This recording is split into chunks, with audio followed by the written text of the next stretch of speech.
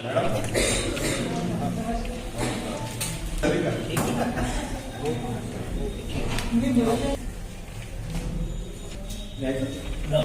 बंधूंचं मनापासून स्वागत. एका नाजूक विषयाला आणि तेवढ्याच महत्वपूर्ण विषयाला घेऊन आम्ही जे काही आमची कैफियत आहे किंवा आमचं म्हणणं आहे ते तुमच्या माध्यमातून विविध पक्षांकडे आणि जे काही राजकारणाला प्रभावित करणारी मंडळी त्यांच्याकडे आमची कैफियत मांडते. आजच्या पत्रकार परिषदेला आलेले आहोत त्यांचा मी आधी परिचय करून देतो. मी प्राध्यापक डॉक्टर रमेश पिसे, मी अखिल तेली समाज महासंघाचा राष्ट्रीय अध्यक्ष आहे. ती दिल्लीला रजिस्टर्ड संघटना आहे. माझ्या बाजूला बसलेले आदरणीय विलास गुटलेजी आहे, जे आपलं तेली समाज संघटन आहे त्याचे पदाधिकारी आहेत. आदरणीय विजय हटवारजी हे संताजी ब्रिगेडचे फाउंडर आहेत आणि आमचे बंधू डॉक्टर विनोद जयस्वालजी शाहू समाज नागपूरचे ते पदाधिकारी आहेत. इतरही काही मंडळी आपल्यामध्ये बसले, परंतु ते कदाचित घातलेले आमचे भावी उमेदवार असल्यामुळे त्यांना स्टेजवर आणणार नाही. तर पुन्हा आमच्या सगळ्यांच्या वतीनं आपल्या पत्रकार बंधूंचं मनापासून स्वागत. विषय आहे की आता जी डिक्लेअर झालेली नागपूर महानगरपालिकेची जी निवडणूक आहे, आपण नागपूरबद्दलच बोलतोय, सोबतच होऊ घातलेली जी जिल्हा परिषद आणि पंचायत समितीचं जे इलेक्शन राहील त्यामध्ये पूर्ण भारतामध्ये 13% हिशोबाने हा तेली समाज, जर आज भारताची लोकसंख्या जर 145 करोड आहे तर 13% हिशोबाने तेली समाज आजच्या घटनेला भारतामध्ये 19 करोडच्या दरम्यान आहे ऑल ओव्हर इंडिया. आणि एवढ्या मोठ्या 19 करोड लोकसंख्या असलेल्या तेली समाजाला पाहिजे तसं राजकीय अस्तित्व नाही. शैक्षणिक क्षेत्रामध्ये, सामाजिक क्षेत्रामध्ये, व्यवसायामध्ये, काही ठिकाणी शेतीमध्ये वगैरे हा बऱ्यापैकी आहे. जे खाऊन पिऊन सुखी आहेत, फार श्रीमंत म्हणता येणार नाही, परंतु आत्मस्वाभिमान असलेला, प्रामाणिक असलेला, कष्टाळू, मेहनती, उद्यमशील प्रवृत्तीचा समाज आहे. राजकारणाकडे फारसे या समाजाने त्या दृष्टिकोनातून आधी लक्ष घातलं नाही, परंतु कुठल्याही निवडणुकीला प्रभावित करणारा, मग त्या स्थानिक स्वराज्य संस्था असेल, विधानसभा असेल, लोकसभा असेल, त्या सगळ्या निवडणुकांना प्रभावित करणारा हा एवढा मोठा समाज आहे. परंतु याला फारसं सिरियसली कोणी घेत नाही. आपण विदर्भाचा जर विचार केला तर 13% हा ऑल ओव्हर इंडिया आहे, पण त्यातल्या त्यात महाराष्ट्रामध्ये फार मोठ्या प्रमाणाची संख्या आहे. आणि विदर्भाचा जर विचार केला, खास करून पूर्व विदर्भाचा म्हणजे नागपूर डिव्हिजनचा, तर जवळपास 22 ते 25% दरम्यान हा तेली समाज आहे. आमचे पोटेन्शियल असलेले जिल्हे जे आहेत, नागपूर आहेत, भंडारा आहेत, चंद्रपूर आहेत, वर्धा आहेत, गडचिरोली आहेत. परंतु गडचिरोलीमध्ये ते सगळं रिझर्वेशन असल्यामुळे तिथे पाहिजे तसं मोठ्या इलेक्शन्समध्ये आम्हाला प्रयत्न करता येत नाही. तर एवढा मोठा जर 20 ते 25% दरम्यान विदर्भात असलेल्या तेली समाजाला कुठलाही राजकीय पक्ष पाहिजे त्या प्रमाणामध्ये सिरियसली घेत नाही.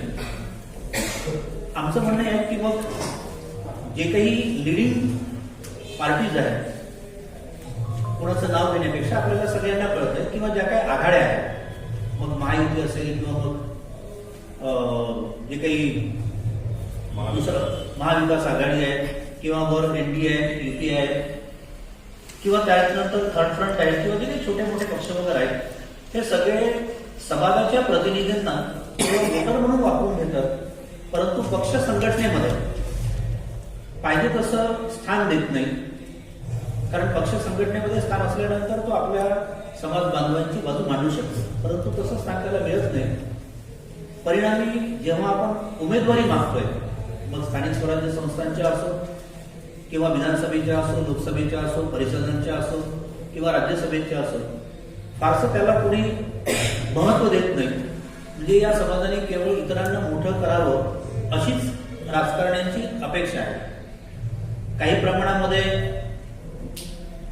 सद्यस्थितीमध्ये महाराष्ट्रामध्ये आणि केंद्रामध्ये ज्या पक्षाचं सरकार आहे त्यांनी बऱ्यापैकी न्याय देण्याचा प्रयत्न तो करतो, परंतु एका विशिष्ट लेवलवर गेल्यानंतर ते स्टॉप करून टाकतात.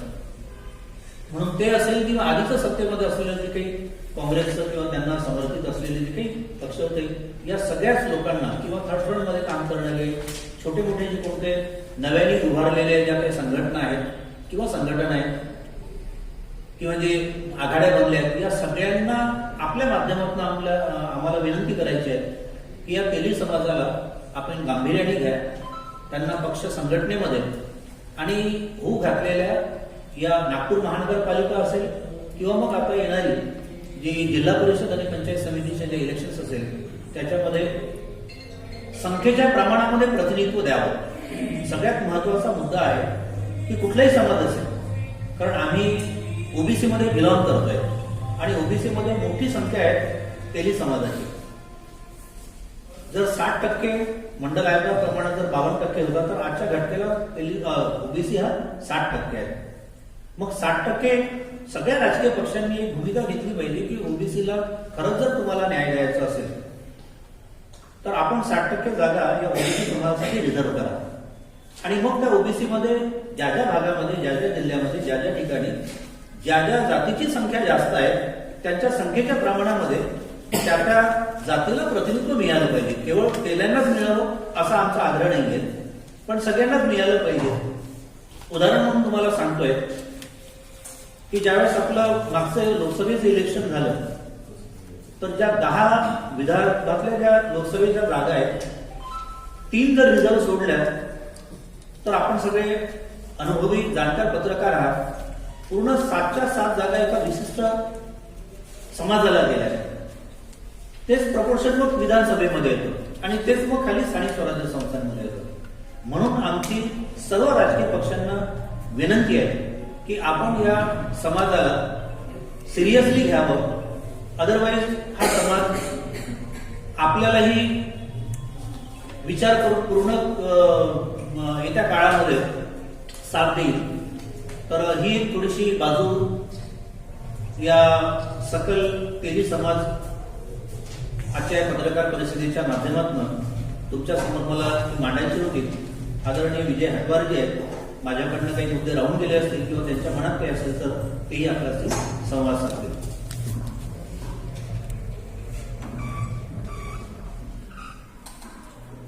सर्व पत्रकारांना माझा नमस्कार. आज ही सकल तेली समाज म्हणजे तेली समाजातील विभिन्न संघटना आहेत म्हणून एक सकल तेली समाज संघटना म्हणून आपण हे आज नागपूर येथे होऊ घातलेल्या महानगरपालिका जिल्हा परिषद पंचायत समिती यामध्ये जास्तीत जास्त संख्येच्या पद्धतीनं तेली समाजाची संख्या आहे त्या पद्धतीने त्यांना सीटा सर्व पक्षाने जे कोणते पक्ष असेल म्हणजे काय बीजेपी आहे, काँग्रेस आहे, शिवसेना आहे किंवा आप पार्टीने कुठलीही पार्टी आहे त्यांनी त्या त्या संस्थेने त्याचे जो कार्यकर्ता काम करतो आणि कर्मठ आहे चांगला करतो त्यांनी तिकीट तयार करते त्या संस्थेमध्ये. आणि त्यानंतर समाज हा सर्व पक्षाच्या पाठीशी असतो, पण ज्या वेळेस परिस्थिती अशी राहतो की त्या पक्षामध्ये तो कितीतरी दिवसावरून काम करतो, भिन्न भिन्न काम करून त्याची मेहनत करून तो खूप मोठा कोशिश करतो, पण त्यांना थोडं डावललं जाते. ते डावलायला नको. समाजाला तुम्ही ज्या पद्धतीनं तेली समाज हा एका पक्ष भरपूर पक्षामध्ये आहे, त्या पक्षामध्ये त्यांना त्या त्या पद्धतीने त्यांना अगर तिथे व्यवस्थित कार्यकर्ता आहे, चांगला काम करतो, व्यवस्थित करतो आणि पक्षाच्या निष्ठेने राहतो अशा समाजातील ज्या महिला युवा आहेत सर्वांना त्यांनी त्या पद्धतीने त्यांना तिकीट वाटप करायला पाहिजे. आणि आमचे एक आव्हान आहे, हा समाज नागपूर नाही तर विदर्भात सर्वात मोठा समाज आहे. चाहे अमरावतीमध्ये समाज आहे भरपूर, तिथे पण त्यांना पण तिकीट वाटताना थोडा विचार करून तिथे पण त्यांनी समाजाच्या गुणवत्तेवर आणि समाजाच्या टक्क्यावर त्यांनी तिथे पण तिकीट द्यायला पाहिजे. जे प्रत्येक इथं महानगरपालिका आहे 4 महानगरपालिका, पश्चिम विदर्भ 2 आणि पूर्व विदर्भ 2 तिथे सर्व ठिकाणी आपल्या समाजाच्या टक्केवारीने त्यांनी आणि कार्यपद्धतीप्रमाणे त्यांनी त्यांना तिकीट वाटप करायला पाहिजे, एवढं आमचं प्रत्येक पक्षांना आमचं आव्हान आहे आणि विनंती आहे की त्या विनंतीच्या मान घेऊन त्यांनी सर्वांनी त्या तिकीट वाटप करावं, ही मी त्यांना प्रत्येक पक्षांना मी विनंती करतो.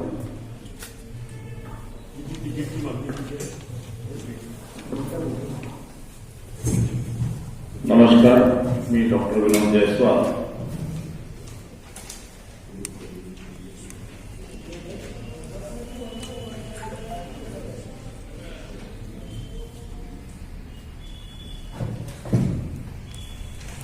सध्या नागपूर महानगरपालिकेच्या निवडणुका होऊ घातलेल्या आहेत आणि तेली समाज हा मूळचा सध्या जर आपण परिस्थिती पाहिली तर जवळपास 70% तेली समाज हा भारतीय जनता पार्टीशी जोडलेला आहे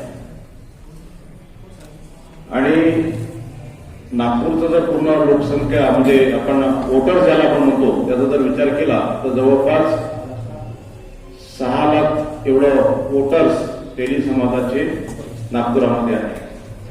त्या अनुषंगाने जर आपण विचार करतो म्हटलं तर 151 टोटल वार्ड आहेत महानगरपालिकेचे, त्यामध्ये जवळपास 27 ते 30 ठिकाणी तेली समाजाचा क्लेम ओबीसी मधून बनतो. मला या ठिकाणी एवढंच सांगायचं आहे की जे राजकीय पक्ष आहेत आणि त्यांचे जे तिथे मोठे कार्यकर्ते आहेत पक्षाचे जे तेली समाजाचे आहेत तेव्हा त्यांना प्राधान्य द्यावं, कारण हा जो समाज आहे हा जर आपण पूर्व नागपूर आणि दक्षिण नागपूरचा जरी विचार केला आहे तर या 2 ठिकाणी सुद्धा विधानसभेमध्ये तेली समाजाचा क्लेम चालतो, कारण तेवढ्या या ठिकाणी वोटर्स आहेत तेली समाजाचे. शिवाय येणाऱ्या जी पदवीधर विधानसभा आहे, विधान परिषदेची निवडणूक आहे, त्यामध्ये सुद्धा आमचा आग्रह राहील राजकीय पक्षांना की त्यांनी तेली समाजाला प्रतिनिधित्व द्यावं आणि महानगरपालिकेच्या निवडणुकीमध्ये 27 ते 30 जागा नागपूर महानगरपालिकेच्या दृष्टिकोनातून तेली समाजाला मिळाव्या अशी आमची आग्रहाची या ठिकाणी विनंती आहे सर्व राजकीय पक्षांना. विशेष करून भारतीय जनता पार्टीला सध्या मोठ्या प्रमाणात आमचा समाज जोडलेला आहे, तर भारतीय जनता पक्षाचे जे नेते आहेत नागपूरचे आणि महाराष्ट्राचे त्यांना या प्रेस कॉन्फरन्सच्या माध्यमातून विनंती करतो की त्यांनी तेली समाजाला या ठिकाणी प्रतिनिधित्व द्यावं.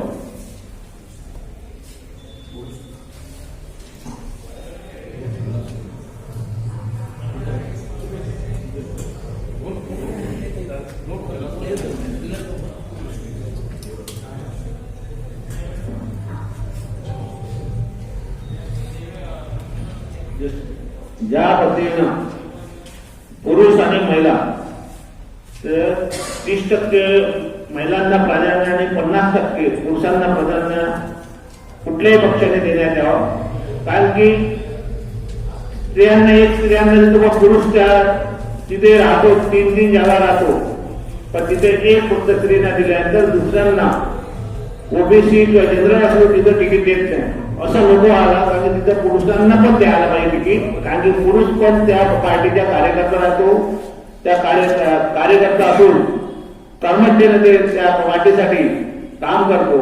तर अशा पुरुषांना जास्तीत जास्त आणि महिलांना पण तिकीट द्यायला पाहिजे.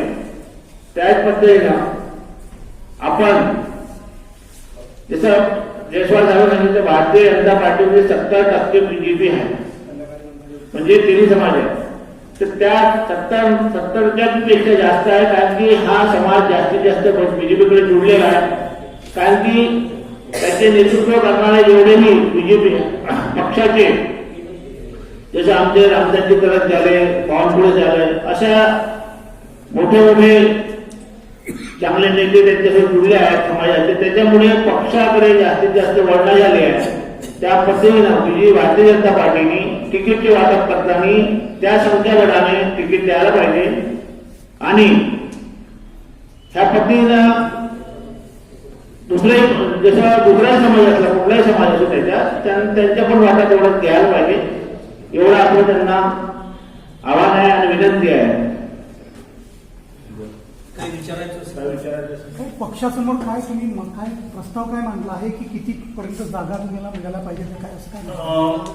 कुठल्या एका पक्षासमोर आपण काही म्हणजे ठराविकच कुठल्या पक्षासमोर आपण आग्रह करतोय असं नाहीये, परंतु जेही लिडिंग पार्टीज आहेत किंवा जे संघटन आहेत, मग बीजेपी लेड असेल किंवा काँग्रेस लेड असेल नेतृत्वाखाली, तर या दोन्ही या प्रमुखांना आमचं म्हणणं आहे की संख्येच्या प्रमाणामध्ये या समाजाला प्रतिनिधित्व दिलं पाहिजे. समजून चालला की विदर्भामध्ये जर हा समाज 20 ते 25% आहे, आपण 20% जर पकडलं तर जवळपास 150 म्हणजे 151 पैकी कमीत कमी 30 जागा या तेली समाजाला मिळायला पाहिजे.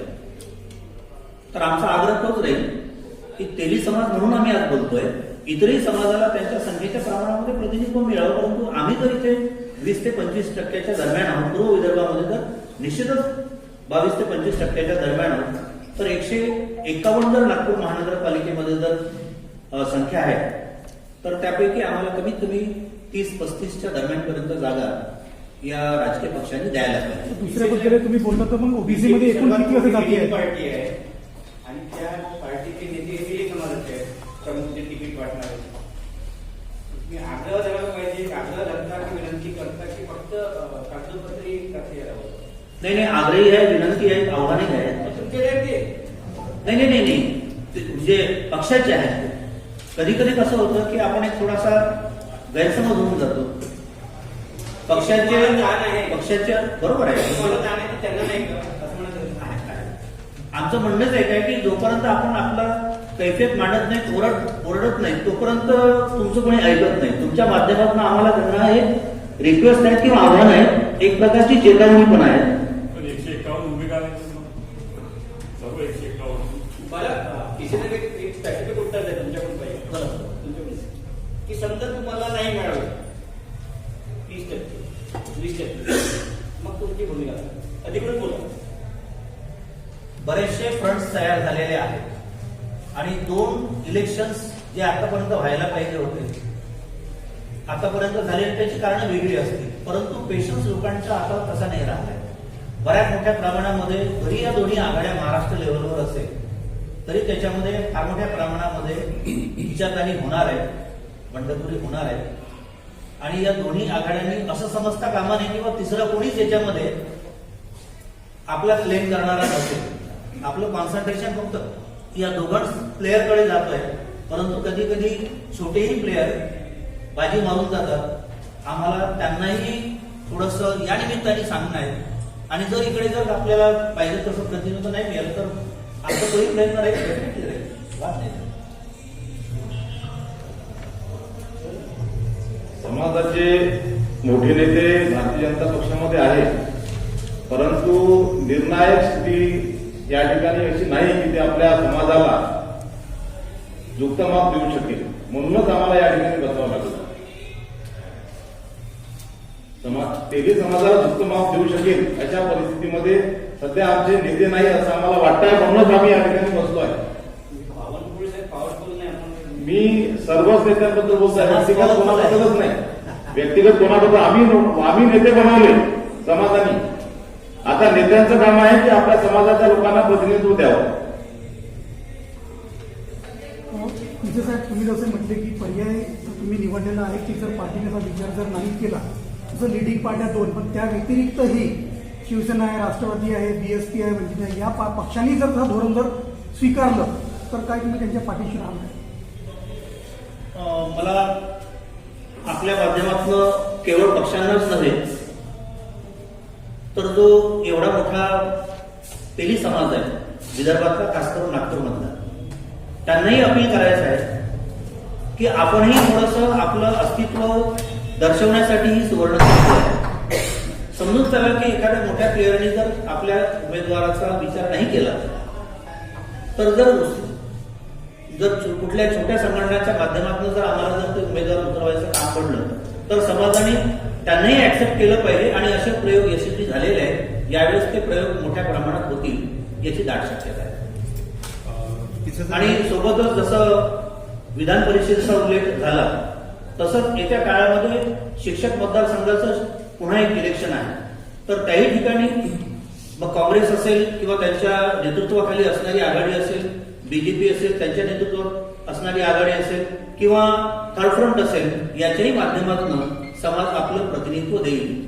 कारण प्रत्येक इलेक्शन्स त्या त्या समाजाने त्या त्या प्रवर्गाने लढणं आणि आपली जी काही मागण्या आहेत त्या सोडवून घेणं हा लोकशाहीचा भाग आहे.